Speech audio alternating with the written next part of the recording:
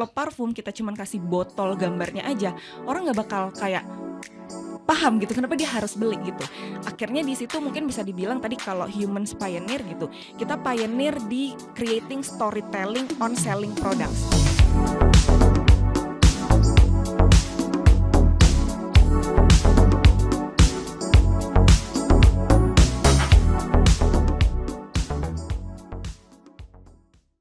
Hi everyone, welcome to Volare Talks. Apa kabar semuanya? Semoga sehat selalu ya. Ini adalah podcast dari Volare Advertising Network yang akan membahas banyak sekali hal menarik dan juga isu-isu terbaru di dunia digital, marketing, bisnis, advertising, dan masih banyak yang lainnya. Dan masih bareng sama saya, Nia Elvira. I'm gonna be your moderator for this podcast.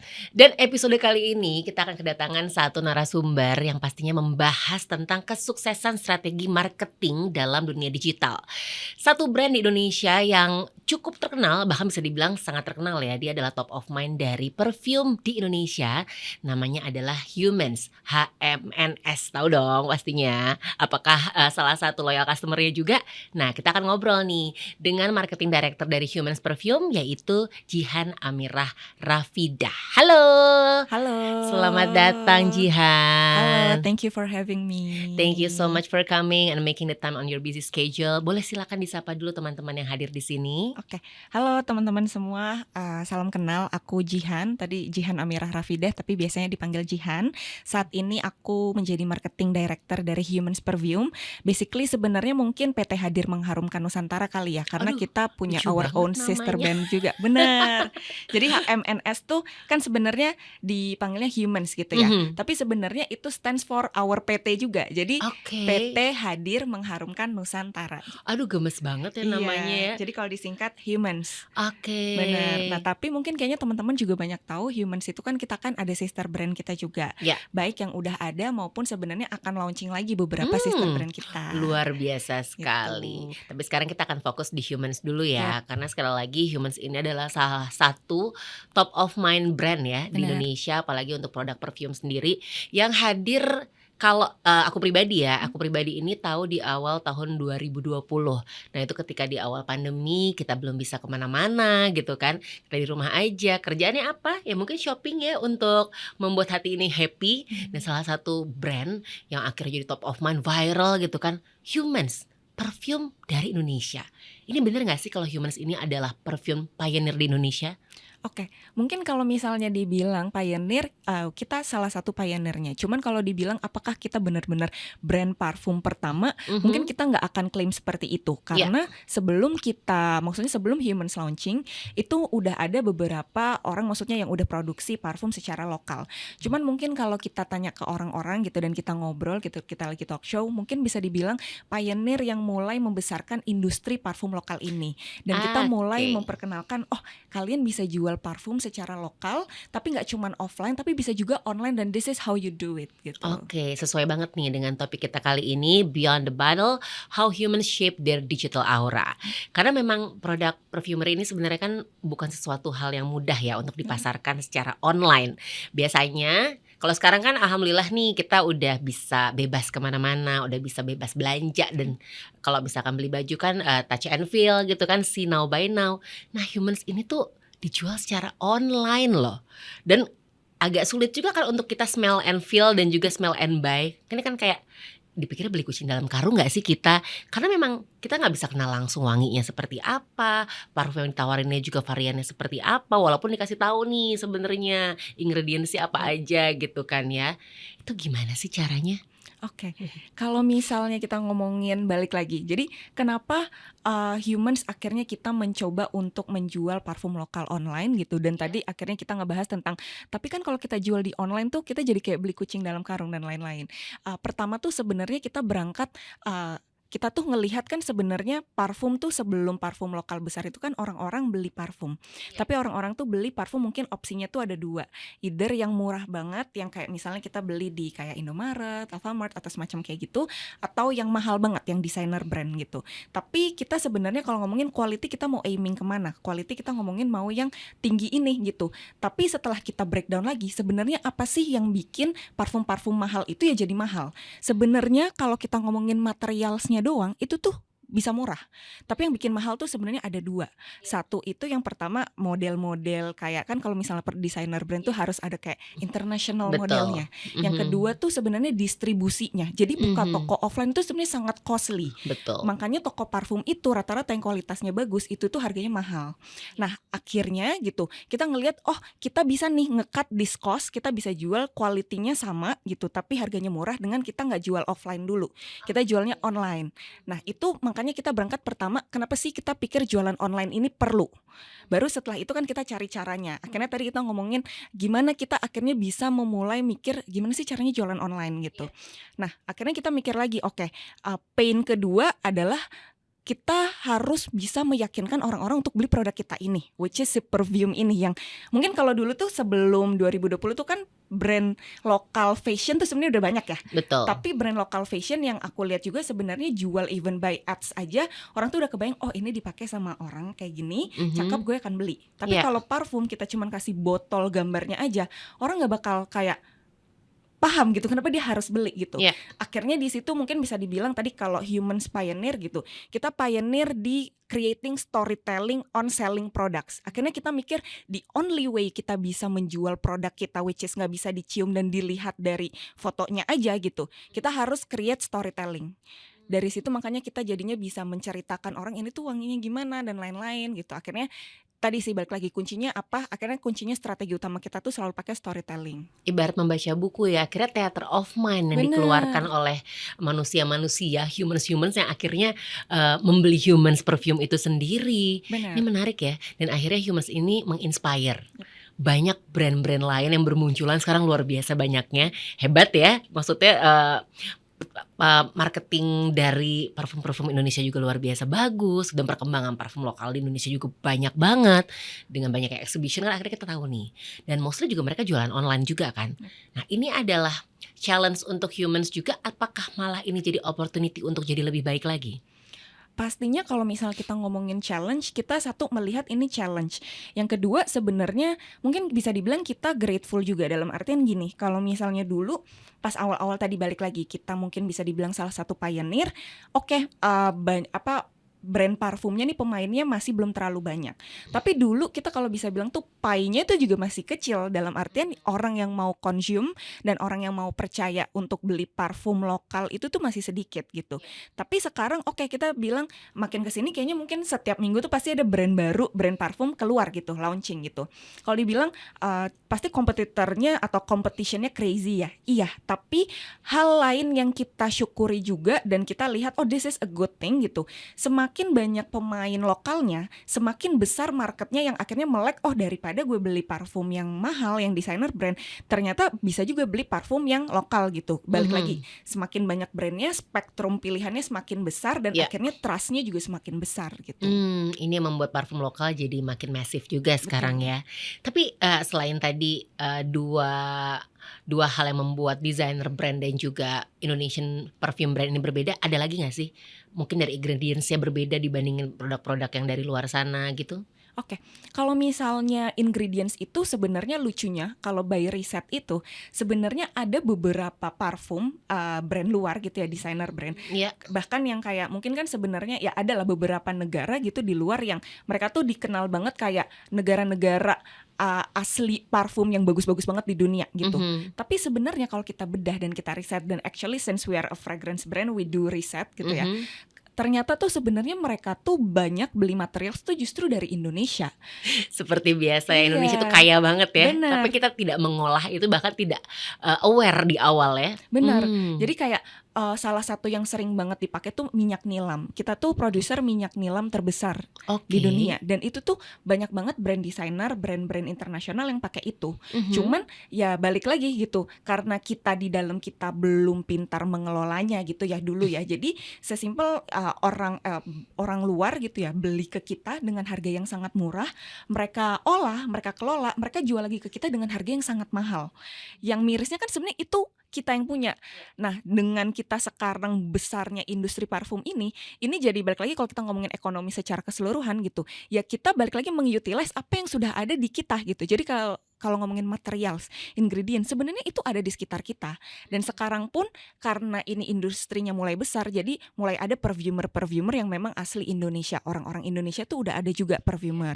Sekarang fragrance house itu juga udah berkembang di Indonesia gitu. Wow. Dan bahkan lucunya kalau di humans gitu, mungkin dulu di tahun pertama, tahun kedua concern kita adalah gimana kita bisa bikin parfum gitu sesimpel yang kualitinya good enough dulu deh untuk kita jual gitu. Tapi semakin kesini semakin industrinya berkembang, kita kan selalu mikir what's next gitu. Sekarang akhirnya parfum-parfum kita tuh udah mulai ngedevelop wangi-wangi yang sebenarnya itu tuh materialsnya bisa dibilang hidden gem yang cuman ada di Indonesia. Kayak kita tuh ada namanya Unseries. Jadi ada Unrose dan Unpatch so far. Intinya adalah kita nge-create rose, wangi rose kalau Unrose itu, tapi bukan dari rose, tapi dari ingredients asli Indonesia yang punya wanginya tuh sama mirip-mirip dengan Bulgarian rose yang sangat mahal gitu. Nah itu di idenya dan akhirnya kita angkat namanya Palmarosa dan itu kita benar-benar sampai ke Tawangmangu di Solo dan itu kita benar-benar riset dan akhirnya kita pakai tuh ingredients yang benar-benar asli dan cuma bisa tumbuh bagus di Indonesia. Gitu. Wow. Dan itu kita pakai juga di Unpatch. Aha. Mirip-mirip kita create patchouli itu kan sebenarnya notes yang common, wangi yang common gitu kan. Tapi kita cari gimana caranya kita bisa ambil ingredients asli Indonesia, terus kita construct wanginya gitu, pakai namanya itu Soliflor Creation nama tekniknya, supaya wanginya kayak patchouli, tapi sebenarnya bukan dari patchouli dan itu ada di Sulawesi gitu. Jadi kayak benar-benar sekarang itu sih yang jadi mainannya humans banget gitu. Bisa dibilang berarti secret ingredientsnya kalian itu tuh memang yang membuat humans makin bertahan dan selalu evolve sampai sekarang ya. Karena dengan banyaknya kompetitor ya, bisa dibilang ini adalah rekan-rekan yang ingin sama-sama berkembang ya di dunia perfumery ini. Lalu strateginya apa lagi nih humans supaya tetap bisa bertahan, bahkan bisa dibilang tetap jadi top of mind gitu? Mungkin kalau strategi balik lagi sih. Jadi kalau di marketing tuh kita pasti nggak bisa kayak bikin strategi 1 tahun ke depan, bikin strategi 2 tahun ke depan. Karena satu, caranya memang pasti terus berbeda, terus berkembang. Dan 2, sebenarnya marketnya tuh akan selalu berbeda, selalu berkembang gitu. Tapi kalau dibilang strateginya seperti apa, mungkin yang sangat lekat banget di humans juga dan kita pikir kayaknya nggak akan lekang oleh waktu. Satu, pasti kita akan stick to our story. Jadi menurutku kalau di dunia marketing tuh kita pasti sangat aware kayak satu, banyak banget hal di dunia ini dan manusia tuh sehari tuh bisa terpapar sampai ribuan konten, ribuan iklan gitu dan attention span-nya tuh singkat banget. Tapi the only way yang bisa bikin kita balik lagi dapetin atensi orang itu sebenarnya gimana kalau kita create story yang bagus. Jadi dan itu selalu jadi mainannya human sih. Gimana kita nggak cuma delivering things for what it is gitu, tapi kita selalu kasih kayak why-nya tuh apa, story-nya tuh apa. Bukan cuma kayak untuk gimmick kayak ya biar ada story-nya aja, enggak. Karena kita yakin kayak ketika kita tells a story, kita nggak cuma kasih tahu orang itu what-nya apa, tapi why-nya itu juga strong. Jadi mereka juga ngeh, oh kenapa gue harus beli elu daripada yang lain gitu. I love how we share the stories loh. You are very passionate. Apakah itu salah satu SOP ya untuk kerja di humans ya? Untuk create stories, untuk telling stories. Karena kan dari tadi kan bilangnya telling stories, create stories, sharing stories. Dan tadi kita sempat ngobrol juga sebelum kita rekaman juga. Ternyata foundersnya juga adalah copywriter juga gitu kan. Jadi apakah itu salah satu SOP juga gak sih? Mungkin kalau dibilang SOP, mungkin SOP yang tidak tertulis gitu ya. Karena lucunya bahkan aku pun sebenarnya dulu itu berangkatnya pertama itu sebagai magang copywriter di humans di tahun pertama. Jadi I was a copywriter dulu awal di humans, dan ternyata balik lagi karena tadi aku juga cerita gitu, our founder dan CEO itu juga soulnya sangat copywriter dan even until today kita launching itu beberapa masih beliau yang turun tangan untuk menulis gitu. Tapi itu jadinya somehow jadi SOP tidak tertulis, semua yang masuk ke tim marketing at least itu harus belajar copywriting. Harus belajar kayak how you deliver your story gitu. Jangan sampai kita launching tapi kalian aja tuh nggak ngerti kayak what story to tell. Jangan cuma jual-jualan aja ya. Bener. Harus tahu benar-benar dari scratch-nya seperti apa. Betul. So basically Jihan ini bergabung from scratch berarti ya, dari magang sampai akhirnya tahun berapa mulai menjadi marketing? Jadi awalnya masuknya langsung ke tim marketing di tahun pertama tuh, bahkan sebelum aku lulus aku jadi magang copywriter for 2 months. Abis itu aku naik jadi brand manager. Abis itu aku sekarang ya leading all the marketings gitu. Sampai sekarang. Terus kalau misalkan lihat evolusi bisnisnya humans ya pasti growingnya luar biasa ya. Tapi as a human nih ya, bukan as an employee juga. Seperti apa sih evolusi bisnis humans di matanya seorang Jihan? Evolusinya Mungkin kalau ditanya seperti apa, balik lagi sih. Salah satu hal yang menarik banget di dalam, dan balik lagi as a human gitu, yang tadi mungkin kalau dibilang kenapa passionate banget gitu, karena di dalam itu, dengan maksudnya kan kalau di luar kan, di industri kan orang-orang kayak wah gila humans bikin ini Yeah. ini gitu, tapi what humanize us di dalam juga gitu, di humans tuh even di marketing team dan branding team, kita tuh dalam melakukan apapun, dalam membuka ide apapun, pokoknya intinya melakukan apapun, kita tuh selalu open big rooms for mistakes. Dan itu menurutku mungkin as a human gitu ya. Yeah. Biasanya kan kadang kan kayak kalau kita kerja gitu ya, kayak dari bos mungkin udah datang kayak okay, this is what you should do gitu. This is the KPI, this is the metrics, do it gitu. Kalau sesuai lo oke, bagus gitu, sukses. Kalau misalnya nggak sesuai lo gagal as an employee. Tapi kalau di humans, bahkan kadang kita nggak pernah berangkat dengan satu set standar yang kayak this is what you should achieve. Tapi kita benar-benar bareng-bareng tuh masuk gitu, kayak duduk kayak kalau kita create ini gimana. Dan everyone has room for sharing ideas. Terus setelah itu kita akan curate based on priority. Dan setelah itu even pas kita jalanin, kita akan, maksudnya kita selalu bilang, dan aku selalu bilang ke timku ya, karena basically sekarang aku yang paling atas di tim marketing, aku selalu bilang kayak jangan pernah takut buat bikin salah. Justru ketika kadang kita salah gitu, kita jadi bisa improve terus. Dan kadang tuh gini, kalau di dunia marketing, ketika kita bikin campaign yang kayak wah perfect banget, 100 banget, kadang itu tuh too good to be true. Yeah. Jadi kayak out of reach ya. Iya gitu. Jadi kayak kadang kan mungkin ini kadang kadang kayak harusnya nggak kayak gitu. Tapi kadang misalnya kalau di humans gitu, kayak even kadang kita bikin copywriting gitu, misalnya ada salah ngomong atau ada salah typonya yang kayak gitu. Mungkin kalau misalnya secara standar kayak itu salah, harusnya nggak kayak gitu, gini. Yeah. Tapi justru that kind of things yang bikin customer kita tuh jadi kayak rame-rame kayak ngingetin kayak ini kayaknya salah deh copywriternya, kayak yuk bangun yuk, yang gitu. Jadi kayak itu sih, kayak always open room for mistakes, dan akhirnya setelah itu kita learn bareng-bareng. Oke. Jadi kalau dibilang hyper growth banget humans, iya, karena kita tim di dalam, kita hyper growth banget juga belajar karena we owe to our own mistakes gitu. Wow, ini ibaratnya kayak baby born ya. Kita belajar dari cuma bisa nangis aja, kemudian juga belajar untuk tengkurap, terus juga merangkak sampai berjalan. Itu kan pasti ada momen salahnya dulu ya. Oh kayak gini ternyata jalan caranya tidak seperti ini, sampai akhirnya bisa lari, dan sekarang kayaknya sprint ya. Human saya luar biasa. Tapi kalau talking about your profession ya, as a marketing director juga ya, what's your favorite milestone di humans? Favorite milestone di marketing brand ya, di campaign ya. Yeah. Mungkin kalau misalnya kita ngomongin di brandnya sih, di campaignnya salah satu campaign yang memorable di humans tuh sebenarnya last year ya kalau nggak salah, kita tuh bikin namanya tuh Orgasm Day. Jadi Orgasm Day ini basically menurutku this is a new approach on marketing. Jadi biasanya kan berangkat dari idea biasanya itu kita selalu ketika bikin produk itu tuh ketika kita jualan produk gitu, kita selalu fokusnya gimana kita bisa bikin produk tuh sebanyak-banyaknya produk baru lagi, baru lagi, pokoknya selalu produk baru, jalannya cepet banget gitu kan. Tapi sebenarnya first thing first dari humansnya sendiri aja, itu kan kita kan jualan produk tuh gak terlalu banyak sebenarnya. Mungkin setahun tuh kita cuma launching 4-5 produk gitu. Makanya sold out terus ya. Apa emang itu strateginya biar kita makin semangat, War? Benar. Oh baiklah, terima kasih sudah jujur ya. Nah tapi kayak kita mikir, kalau misalnya kita jadi kan produk-produk yang sebelumnya ini we put so much effort on introducing them to the market. Tapi kalau terus-terusan kita kayak terus bikin produk baru, jadi ya udah kita cuma just another brand yang kita bikin produk-produk aja. Tapi if we look at the data, sebenarnya ada beberapa produk yang kadang tuh ada nyebutnya evergreen product atau mungkin ya best selling products gitu.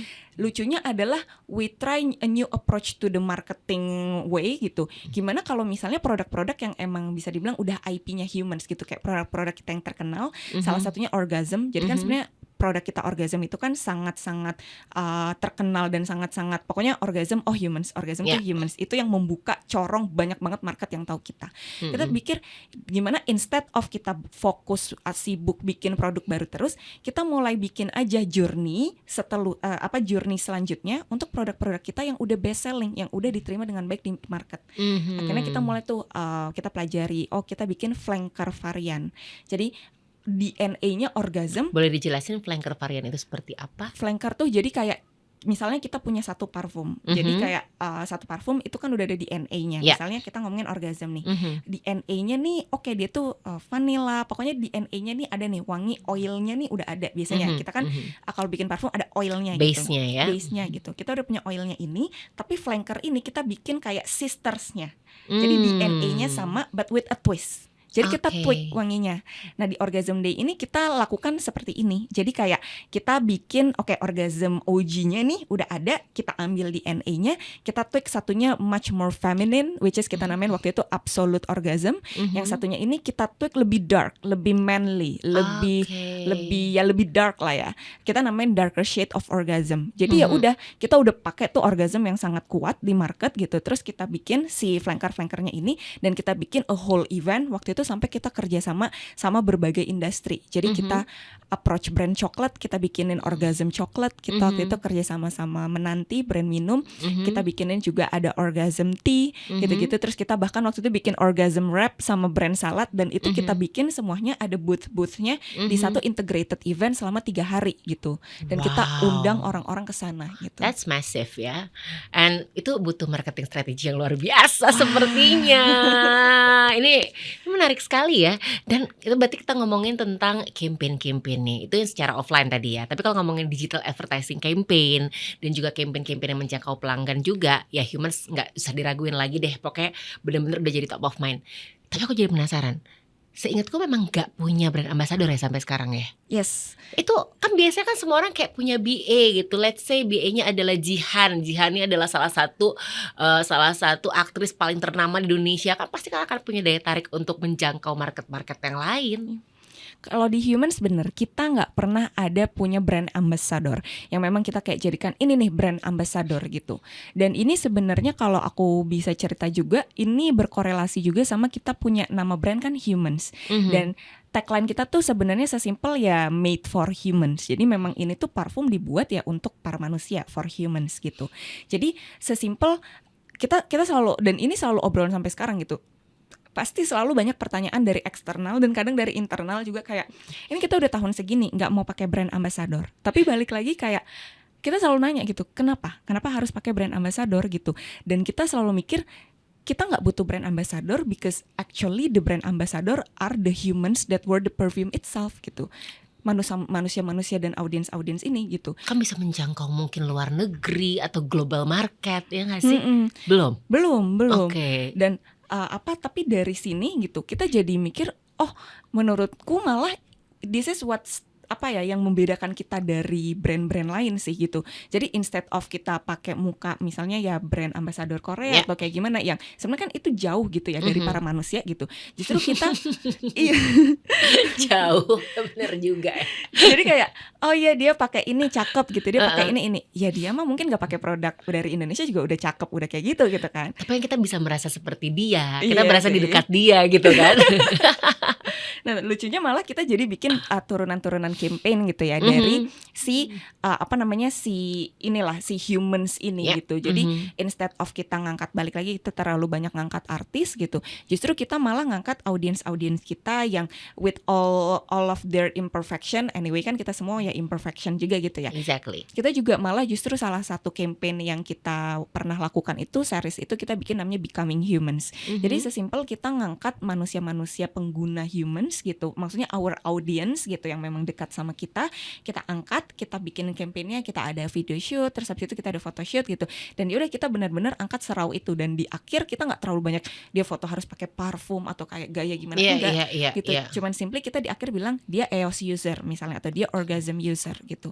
Jadi gitu semuanya aja. Organik ya. Jadi organik aja. Wow, tapi pernah sama Christian Sugiono juga ya, setauku ya. Yes. Nah itu jatuhnya adalah dia berarti bukan sebagai brand ambassador, dia adalah kolaborator. Kolaborator itu seperti apa nih? Karena kadang-kadang kan collab kayak ya udah I get the payment from the brand, tapi ya udah kita ceritanya collab gitu. Yep. Apakah sama seperti itu? Nah ini juga lucu. Jadi salah satu yang ditanya orang-orang juga waktu itu kalau nggak salah brand ambasadornya ada Christian Sugiono ya gitu. Dan aku selalu confirming gitu bahwa sama Mas Tian ini kita manggilnya Mas Tian, kita nih benar-benar kolaborasi dalam artian kayak bahkan salah satu concern kita kita. Jadi intinya adalah singkat cerita waktu itu tuh Mas Christian sama Mas Rizky CEO kita itu tuh lagi acara bareng. Terus Mas Christian tiba-tiba nyamperin kayak, iya brand parfum ya gitu, bikin Iya. parfum ya, pokoknya cerita-cerita, terus kayak gue mau dong bikin parfum gitu. Terus habis itu tapi waktu itu yang jadi statement pertama kita adalah if we're going to do this collaboration gitu, we gonna make it on humans way. Maksudnya kita jadiin caranya nih cara collabnya humans gitu. Iya. Cara collabnya humans maksudnya gimana gitu. Jadi bukan lagi kita pakai cara dengan oke collab gitu. Terus kayak foto Mas Tian dengan parfumnya dengan Iya. yang dar malah sampai sekarang kita nggak ada foto yang kayak gitu. Jadi kita mikir justru gimana caranya ketika kita ngangkat sosok Christian Sugiono di humans gitu, orang tuh justru jadi melihat Christian Sugiono sebagai ya human, sebagai Sosok manusia. manusia, memang Benar. dia masih manusia gitu ya. Benar. Akhirnya waktu itu kita mulai develop kayak oke, kita beneran kalau mau dari nol ya Mas gitu. Dari nol tuh maksudnya gimana? Bener-bener kita datang ke lab, kita datang ke fragrance house, kita beneran sniff parfumnya. Waktu itu sampai Mas Tian tuh sampai wah itu banyak banget deh, dia nge-sniff berkali-kali. Dan bener-bener gimana caranya, bukan cuman yang kayak kita datang bawa nih yang enak, oke, ya udah photoshoot gitu. Dan bahkan ini kita turunin ke campaignnya. Maksudnya kita nggak mau cuman kayak oh ya, wih udah collab sama Christian Sugiono, ini brand udah sukses gitu, enggak gitu. Iya. Justru kita jadinya campaignnya tuh Mas Tian cuman pakai kaos, pakai celana pendek, kita ajak ke kayak salah satu hutan gitu ya, salah satu tempat di mana kita tuh nge-extract jungle essence-nya gitu, dan itu material yang akan dipakai di parfumnya Mas Tian gitu. Terus gimana juga kita bikin series of content di mana Mas Tian juga beneran datang ke lab kita, ke lab fragrance house kita, sniffing, checking, belajar semuanya gitu. Intinya di situ kita benar-benar memperlihatkan bahwa even seorang Christian Sugiono gitu, as a human, dia ketika mau melakukan sesuatu yang baru, dia akan learning dari nol lagi gitu. Dan ini hasilnya gitu. Impresif sekali. Ini bisa dibilang salah satu campaign tersukses. Apakah ada juga campaign lain selain Orgasm? Orgasm tadi kan katanya sukses banget dengan banyak sekali offline dan juga kolaborasi dengan brand-brand yang lain. Terus juga Christian, apa ada lagi mungkin campaign yang kayaknya wah ini humans banget nih? Mungkin kalau ditanya campaign yang humans banget, sebenarnya sih kita tuh lucunya gini. Jadi kadang kan brand-brand kan banyak yang kayak jadi launching produk tuh harus sering, terus bikin konten tuh harus setiap hari. Lucunya humans tuh sebenarnya we are super, bisa dibilang compared to other, kita super small on the quantity. Jadi kita jarang upload konten, kita jarang punya campaign atau launching yang ini. Tapi once we do it ya bener-bener ibaratnya ya humans gitu. Dan kalau dibilang success rate, kita kan punya success rate kita juga. Kita selalu make sure ya itu bisa dibilang ya sukses gitu.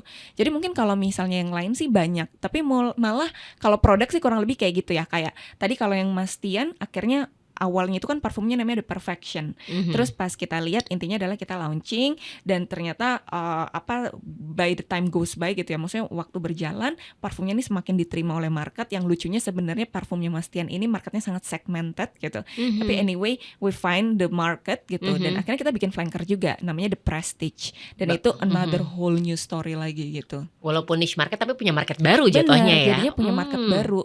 Oke, ini Gitu. ngomongin tadi success rate. Coba rate udah berapa nih sekarang? Dari tahun 2019 sampai 2024, coba kita pengen tahu nih ya teman-teman ya.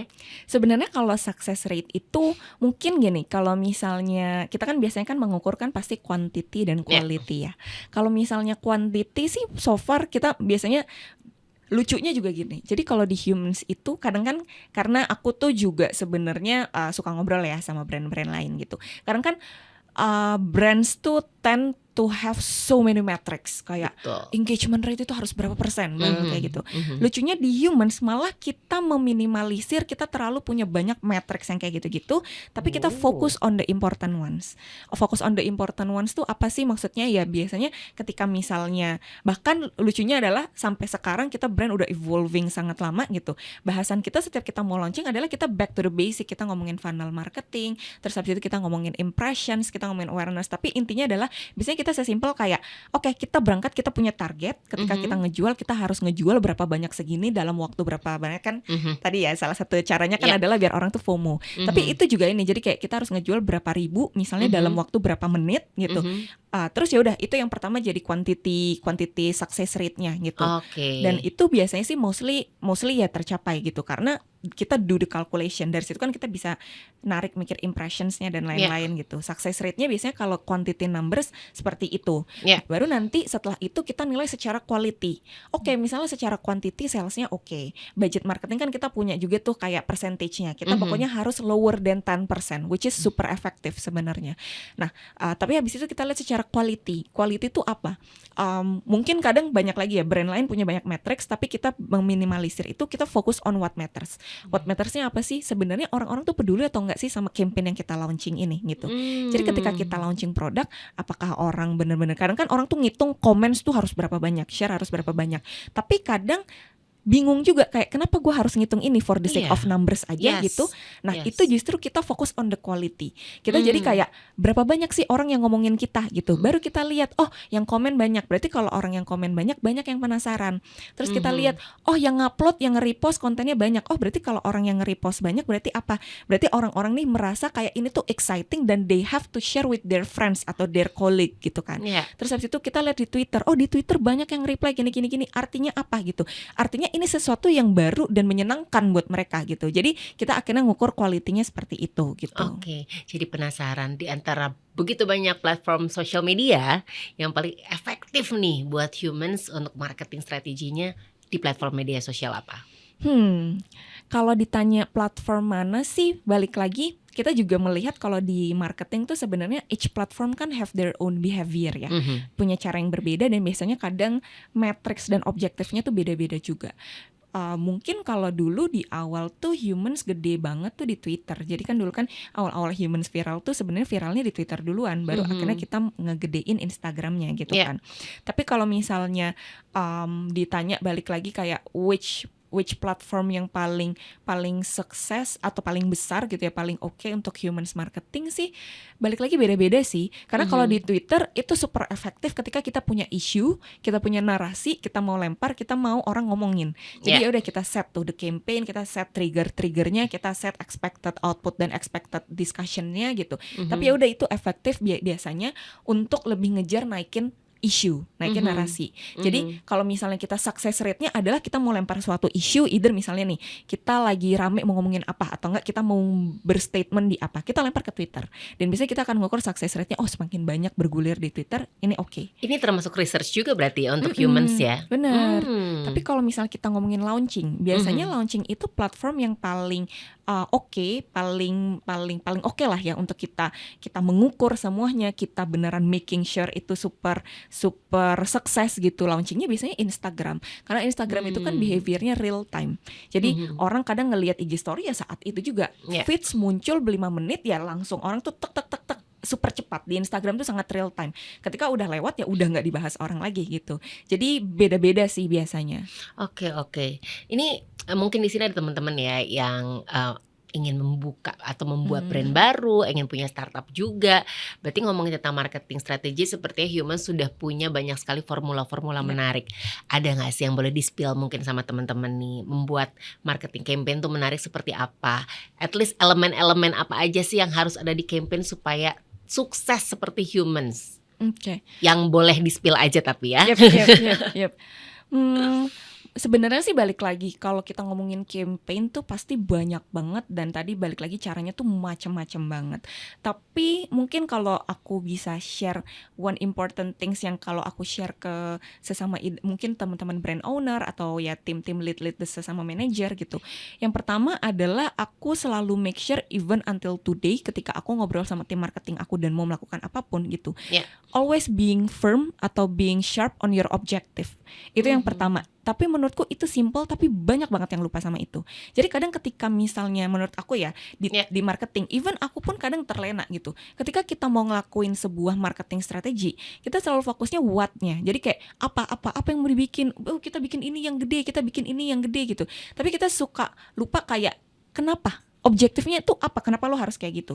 Misal objektifnya adalah sesimpel kita pengen naikin aja nih relevansi brandnya. Tapi misalnya kadang kita udah bahas apanya tuh kita harus bikin event, kita harus bikin apa yang gede gitu-gitu. Itu kan kadang kan sebenarnya nggak harus gitu. Jadi kayak pertama fokus on the marketing objektif dulu sih. Kayak fokus objektif lo tuh apa gitu. Kalau misalnya objektifnya adalah dapetin sales yang kecil dulu, starting dari awal, tadi balik lagi misalnya buat brand owner. Kadang brand owner objektifnya adalah gue cuma mau dapetin 100 sales dulu kok, atau 150 sales dulu, karena penjualannya juga dan stoknya juga masih dikit. Tapi kadang langsung kayak maunya langsung ke mega influencer, langsung ke ya super mega influencer. Kalau kita tarik lagi objektifnya, sebenarnya nggak korelasi juga gitu. Nggak ada yang salah ya sebenarnya ya. Bener gitu. Jadi kayak ya fokus aja dulu. Kalau misalnya aimingnya kita mau fokus ke market yang kecil, ya fokus ke market yang kecil gitu. Itu yang pertama, fokus on your objective gitu. Terus habis itu 2, mungkin kalau misalnya secara strategi, balik lagi sih, kadang tuh orang-orang suka, jadi gini, ketika di marketing itu kan kita kan melempar banyak banget hal untuk dikonsum sama orang, either itu konten, either itu message, either itu apa. Tapi kadang orang-orang suka lupa kayak the true key message tuh apa. Dan itu yang selalu aku lakukan di Humans. Jadi mau apapun itu bentuknya, kita lempar ke KOL, kita mau bikin konten internal, kita mau naikin di news. Kadang kan kita kerjasama sama 10 media, naikin gitu press release newsnya gitu. Tapi kita selalu lupa fokus on the sharp key message-nya nih apa. Key message itu maksudnya ini tuh ketika kita mau launching atau kita mau naikin narasi ini tuh, kita mau dikenalnya tuh produknya nih apa. Sebagai apa gitu. Terus masuk kemana Bener, gitu ya. Dan key message-nya ya kalau bisa jangan yang berbelit-belit atau jangan yang terlalu basic juga gitu. Jadi kayak pokoknya fokus lah key message-nya nih apa sih gitu. Sesuaikan sama identitas masing-masing bisa juga kali ya. Bener. Jadi kan kadang kan kalau misalnya launching, oh ya launching gitu. Tapi kalau misalnya key message-nya apa gitu, misalnya oh ya key message-nya pokoknya produk bagus gitu. Ya produk bagus semua orang akan bilang produknya bagus. Tapi what differentiate you gitu. Ya, yang kayak betul. gitu. Dan untuk membangun brand awareness dari Human sendiri ini dan loyalty dari customer kalau Humans, nama teman-temannya apa sih? Ada nama apa sih, kayak nama biasnya gitu nggak sih? Nama bias lagi, nama fanbase-nya. Lucunya malah kita nggak ada kayak gitu. Nggak ada kita sebut kayak, kadang kan ada kayak apa misalnya kayak Humans bestie gitu kan.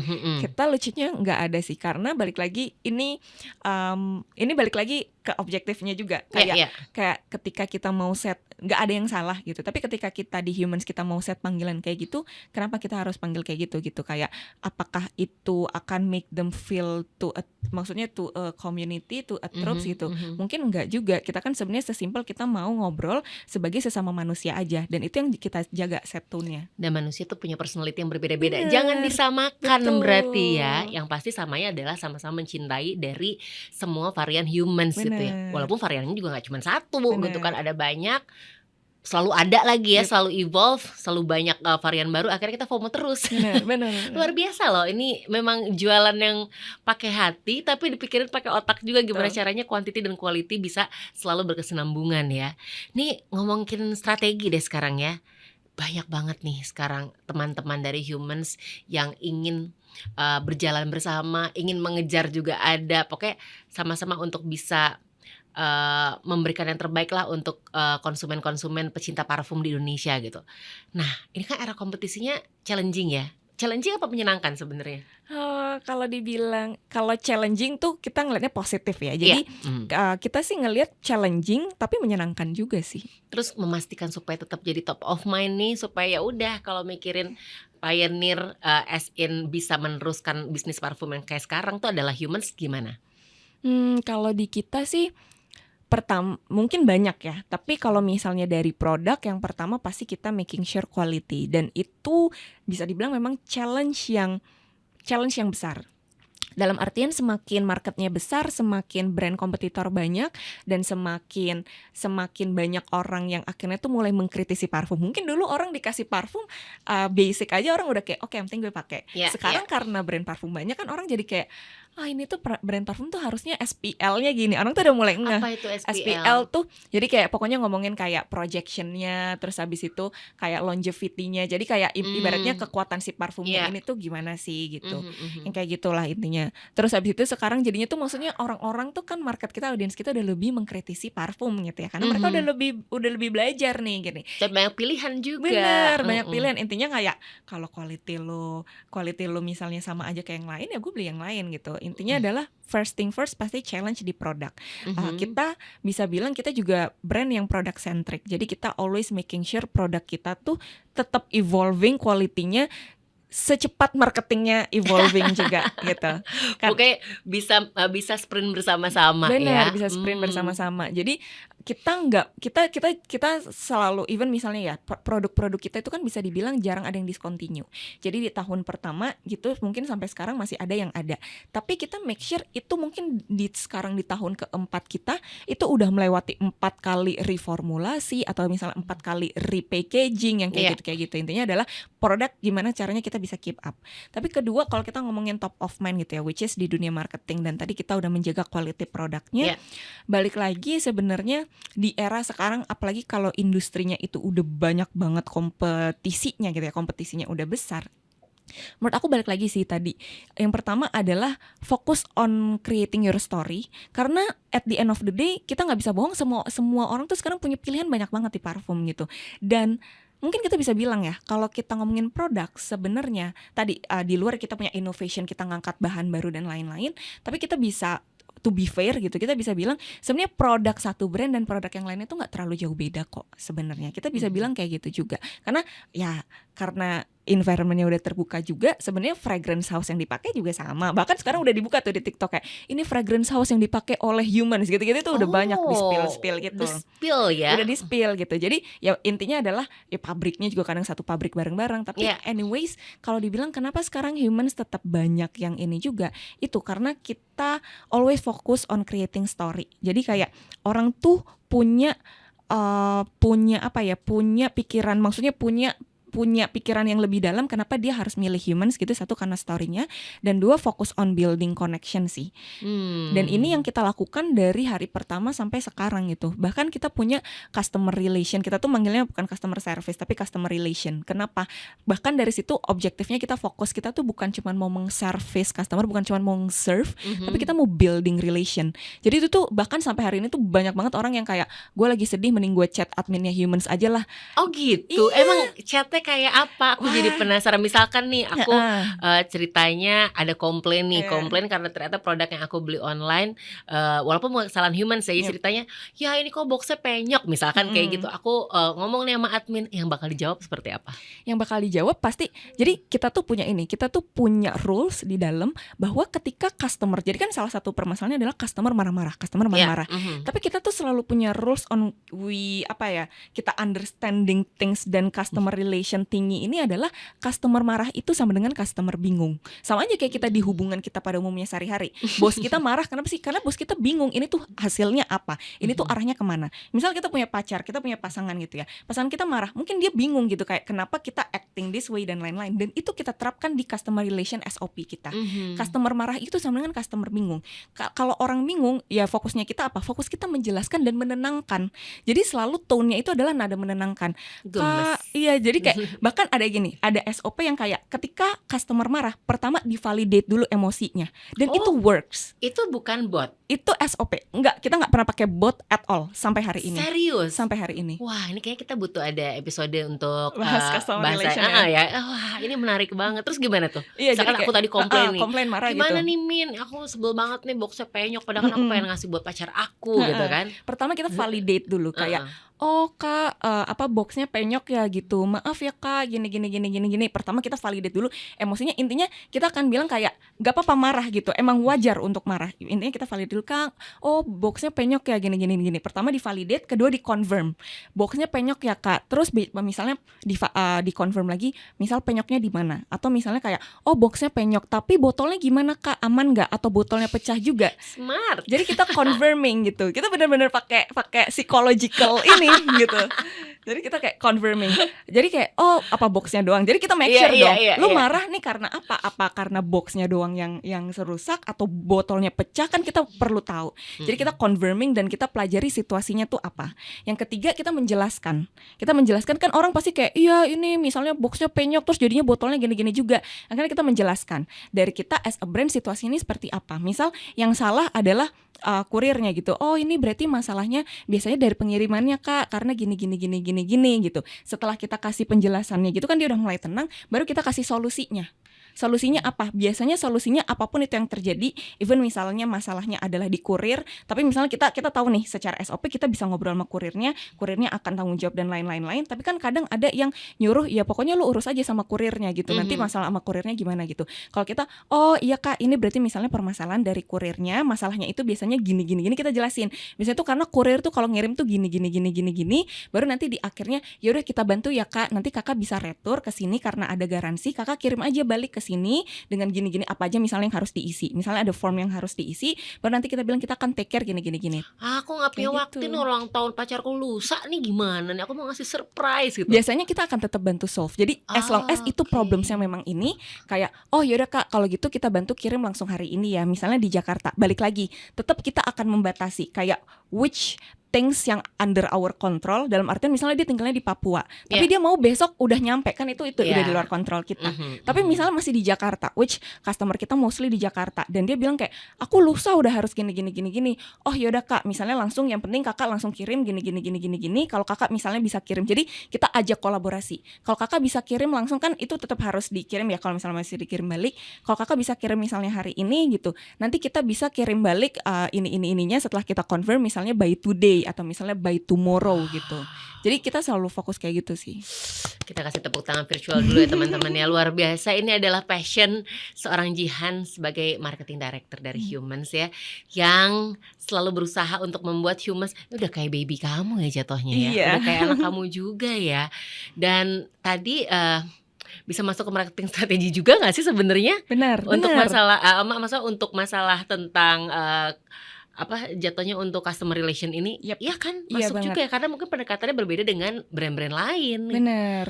Wah, ini nggak apa-apa nih di spill nih ke orang-orang. Nggak apa-apa dong, kayaknya sih maksudnya karena satu ini tuh orang-orang tuh banyak banget cerita. Jadi kadang tuh di Twitter tuh kalau kita ketik Humans gitu, HMNS gitu, rata-rata ya our audience cerita gitu, spill kayak lucu banget siang ini diingetin makan sama adminnya Humans gitu-gitu. Serius, Iya, bener-bener kayak gitu. Dan gemes. maksudnya kita bukan yang kayak lebay yang kayak Kak gini, enggak, sesimpel kayak misalnya abis chat, oke Kak, have a nice day ya, jangan lupa makan siang, udah jam makan siang nih gitu. Sesimpel kita tuh kasih small gesture, tapi orang tuh kan appreciate ya digituin, karena itu need more effort kan. Betul sekali. Baik, kita berikan tepuk tangan virtual sekali lagi. Terima kasih banyak Jihan, ini gak kerasa kita ngobrol udah kayak berapa lama nih. Tapi mungkin ini adalah pertanyaan terakhir dari aku juga, dan mungkin mewakili pertanyaan teman-teman juga. Tentang cerita tadi udah, tentang achievementnya juga udah, what's next juga tadi sepertinya udah banyak banget yang udah ada plot-plotnya juga. Tapi harapannya Jihan sendiri as a marketing director for Humans in the near future, atau mungkin untuk masa depannya lagi, untuk selain lebih growing lagi ya, apa nih?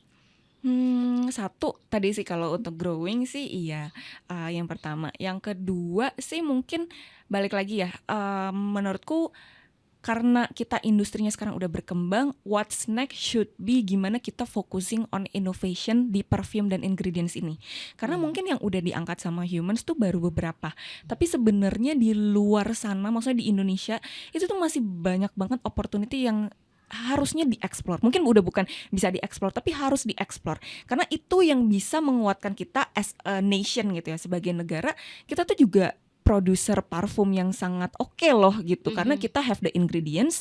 Sekarang environmentnya juga sudah berkembang, dan we know how to do the marketing gitu, yang kayak gitu. Dan yang ketiga mungkin lebih ke harapannya sih kalau ke depannya, balik lagi sih, satu hal yang selalu kita jaga, mau mungkin kalau bisa 10 tahun Humans jalan, 15 tahun Humans jalan, itu ya kayak kalau bisa adalah kita pengen tetap terus terkoneksi sama manusia-manusia yang mengkonsumsi Humans, whoever are you gitu. Karena balik lagi, at the end of the day, roots-nya adalah gimana orang-orang yang udah mengkonsum brand kita itu puas, seneng, dan support kita. Karena bisa dibilang ya, tadi dengan semua kesuksesan Humans, at the end of the day kita pasti owe it back to our customer, dan itu kita tulis di mana-mana. Jadi kita bilang, oke, ya our part adalah the team is gini, tapi balik lagi Humans bisa sampai sekarang tuh ya karena customernya, karena kalian semua gitu. Jadi harapannya itu bisa terus terjalan dan itu bisa terus terjaga sih. Wow, This is very inspiring. Thank you so much Jihan. Thank Ini buat you. teman-teman mungkin yang ternyata belum punya kesempatan untuk mencoba ya dan merasakan seperti apa kenyamanan untuk memakai Humans. Dengerin ini kayaknya langsung penasaran deh. Langsung aja mungkin dicek kali ya di online shop atau di platform-platform yang biasa kalian pakai teman-teman. Thank you so much once Thank again. you. This is very inspiring. Thank you so much your energy. Wah, energi kamu luar biasa banget. Aku yakin kalau misalkan Pak bos ya, beliau-beliau yang ada sebagai founder Humans tuh nggak boleh ngelepas kamu sih kayaknya. Jangan kemana-mana, kayaknya di keep terus. Oke, kalau kayak gitu ada yang pengen disampaikan lagi mungkin sebagai perwakilan dari Humans untuk teman-teman semuanya? Mungkin kalau yang disampaikan keep loving humans keep loving humans sih. Ya. Karena balik lagi the love that people gave to us. Maksudnya even aku gini ya diundang untuk ngobrol, terus ketika aku ngisi-ngisi kelas gitu. Itu tuh semuanya sebenarnya kenapa kita bisa seberapi-api ini, dan menurutku even on the top level sampai the lower level, maksudnya yang staff gitu, ketika mereka ngomongin Humans kenapa bisa se-passionate ini, menurutku ini juga karena love yang kita receive dari customers, dan itu tuh terasa banget. Jadi message-nya ya keep loving humans. Thank you so Thank you. much. Dan terima kasih banyak sekali lagi ya. Aku cinta sekali dengan topik kita kali ini. Gak cuma tentang brand parfum aja, gak cuma tentang digital strategy aja, tapi ada satu personal touch ya yang sudah disampaikan Jihan mewakili Humans, yang sudah kita rasakan juga kalau misalkan keep loving humans and keep loving ourselves as a human. Yep. Ya nggak sih, karena kita manusia punya personality berbeda-beda, and that's what makes us special, right? Yep. Oke, kalau kayak gitu terima kasih banyak teman-teman. Kita udah ngobrol nggak tahu berapa lama nih kayaknya. Semoga nggak bosan juga. Kita akan ngobrol lagi di kesempatan lain dengan topik-topik yang lain yang nggak kalah serunya. Saya Nia Elvira dan Saya Jihan Amira. see you on the next episode. Thank you, bye.